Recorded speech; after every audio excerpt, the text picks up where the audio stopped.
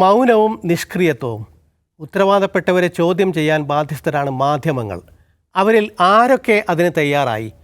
കുറ്റകരമായ മൗനത്തെപ്പറ്റി ജേർണലിസ്റ്റ് ഫായി ഡിസൂസ ഏതാനും മാസം മുൻപ് പറഞ്ഞിരുന്നു. So our streets right now are littered with human rights violations, with attempts to change the fabric of this secular country.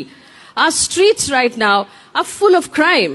And the people who have access to education and information and communication and platforms have covered those streets with a blanket of silence. ഈ മൗനം പല മാധ്യമങ്ങളെയും ബാധിച്ചിട്ടുണ്ട്. സർക്കാരിനെ വിമർശിച്ചാൽ നഷ്ടമുണ്ടാകുമെന്ന് അവർ കരുതുന്നു. ആ കരുതൽ ഇല്ലാത്ത വിദേശ മാധ്യമങ്ങളിൽ മണിപ്പൂരിൻ്റെ യാതനകൾ കാണാം. ബ്രിട്ടനിലെ ITV ന്യൂസ് പറയുന്നതും അക്രമ വീഡിയോ പുറത്തു വരുന്നതുവരെ മണിപ്പൂരിനെ പറ്റി മിണ്ടാതിരുന്ന ഇന്ത്യൻ സമൂഹത്തെ പറ്റിയാണ്. Capital Delhi came out in disgust at what they see as a threat to their democracy. A surging tide of Hindu nationalism that is attacking minorities. So bad has it been that the Christian minority have had to be evacuated from their homes by the Indian army. And yet, after hundreds of deaths, very few Hindus have condemned it publicly. Until this. A video too horrific to show in detail was made public on social media and by Indian TV stations. BBC, Al Jazeera, CNN, CGTN തുടങ്ങിയ രാജ്യാന്തര മാധ്യമങ്ങൾ തുടർ വാർത്തകൾ ചെയ്യുന്നുണ്ട്. ഇത് BBC.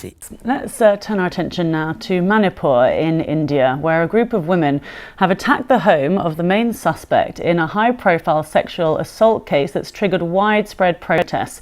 അൽ ജസീറയിൽ മീനാക്ഷി രവിയും report ചെയ്യുന്നത് ഇന്ത്യൻ മാധ്യമങ്ങൾ മണിപ്പൂരിനോട് പുലർത്തിപ്പോന്ന അവഗണനയെ പറ്റിയാണ്. ഇപ്പോൾ ആ വീഡിയോ ഒന്ന് ഉണർത്തി എന്ന് മാത്രം. News of mob violence and a very public gang rape of women has made headlines in India this past week, a full 2 months after it happened in the northeastern state of Manipur. Since May, there's been a virtual media blackout on the ethnic violence between the majority and minority communities in this tiny state, which sits on the fringes of India.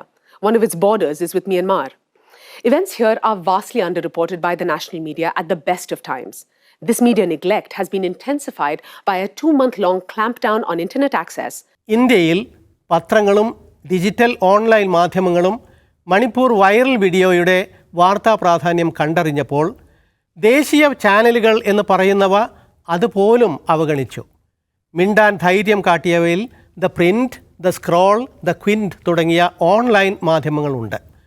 Manipur വീഡിയോക്ക് അർഹിക്കുന്ന പ്രാമുഖ്യം അവർ ആദ്യമേ കൊടുത്തു. And the India that I love is not this India at all. This India that we're seeing is not the India I grew up in. അമേരിക്കയിലെ കുക്കി ഗോത്ര വർഗ നേതാവിനെ the ക്വിൻറ്റ് interview ചെയ്തു. മണിപ്പൂർ വീഡിയോ പുറത്തു വരുന്നതിനും ഒരു മാസം മുൻപ് അവർ ആ സംഭവത്തെപ്പറ്റി ദേശീയ വനിതാ കമ്മീഷന് പരാതി കൊടുത്ത വിവരം ഇതിലൂടെ രാജ്യം അറിഞ്ഞു. കമ്മീഷൻ അന്ന് ഒന്നും തന്നെ ചെയ്തില്ല.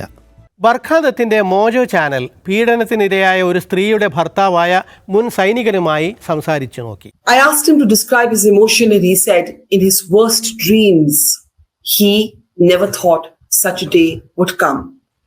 These are some key excerpts from his heartbreaking first person eyewitness testimony on what happened, what led to the viral video that has shaken India.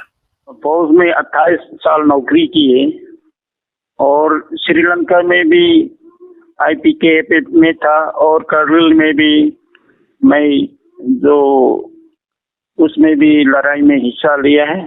വിദേശ മാധ്യമങ്ങളും ഓൺലൈൻ മാധ്യമങ്ങളും ഇത്രയേറെ കവറേജ് നൽകാൻ തയ്യാറാകുമ്പോൾ ഇന്ത്യയിലെ ദേശീയ ചാനലുകളുടെ സ്ഥിതി എന്താണ്?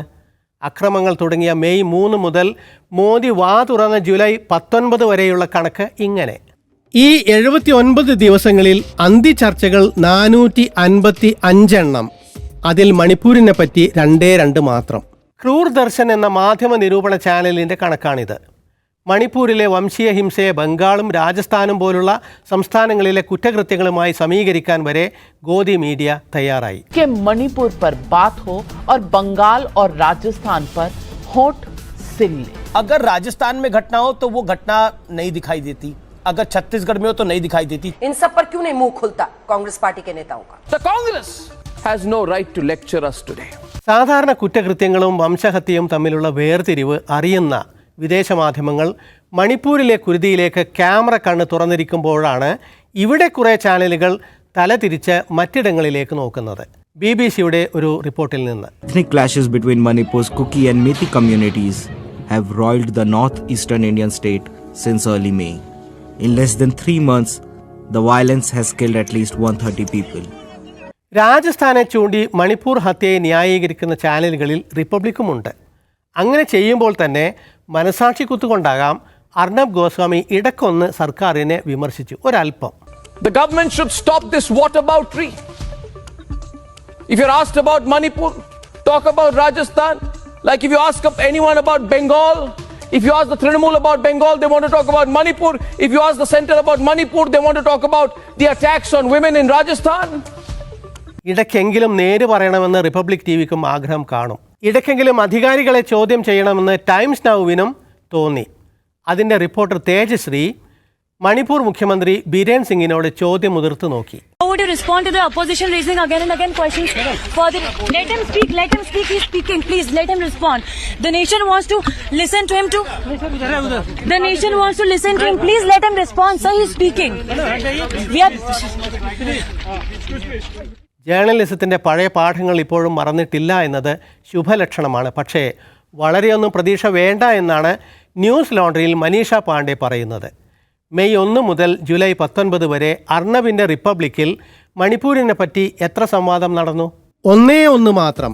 അതേസമയം ഓൺലൈൻ ഗെയിം വഴി പരിചയപ്പെട്ടയാളെ വിവാഹം കഴിക്കാൻ അനധികൃതമായി ഇന്ത്യയിലേക്ക് കടന്ന സീമ ഹൈദർ എന്ന പാകിസ്ഥാനി യുവതിയെപ്പറ്റി പോലും 2 ചർച്ചകൾ അർണബ് നടത്തി. Seema Haider trumped Manipur. Is this the way things are going to be? That any Pakistani can walk over and say, I've fallen in love, you see. I've fallen in love.